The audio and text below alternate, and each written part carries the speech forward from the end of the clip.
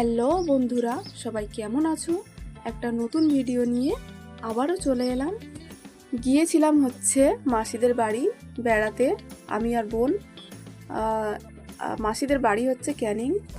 রাধা অষ্টমীর দিনে সন্ধ্যায় মাসি তো বসে গেল পুজোর আয়োজন নিয়ে। পুজোর জন্য বানাচ্ছে সুজি, তালের বড়া, 5 রকম তরকারি, নারকেলের নাড়ু, আরও যা যা লাগে আর কি। তো সব কিছুর পরে পুজোটা দিয়ে দিল মাসি।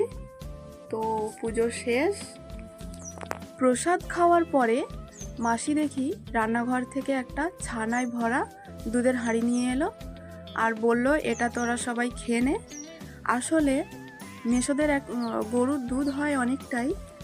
তো আমরা সবাই বোনেরা বললাম যে এই ছানাটা এখন খাবো না, চল আমরা মিষ্টি বানাই। বলা মাত্রই বসে গেলাম মিষ্টি বানাতে। তো বোনেরা সবাই গোল হয়ে বসে গেল আর আমার ভিডিওটাও বানিয়ে দিচ্ছে। আর আমার মেসো অনেকটাই সাহায্য করলো মিষ্টি বানাতে।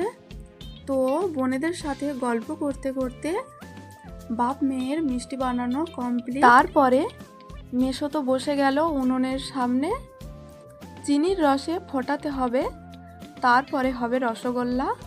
আর মাসি রান্না করছে, ভাত হয়ে গেছে, এখন করছে তরকারি।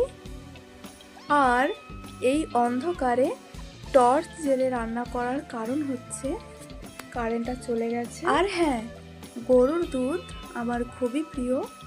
এই গরুর দুধের যে কোনো মিষ্টি আমার খুবই ভালো লাগে, আর দই তো আছেই।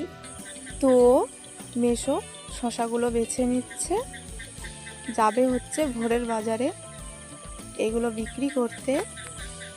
আর হ্যাঁ, মেসোর বড় বাগান আছে, সেখানে নানা রকমের সবজি চাষ করে।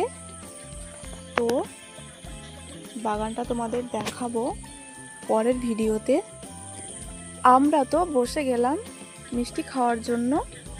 তো সবাই ভালো থেকো, আসছি আবার নতুন ভিডিও নিয়ে।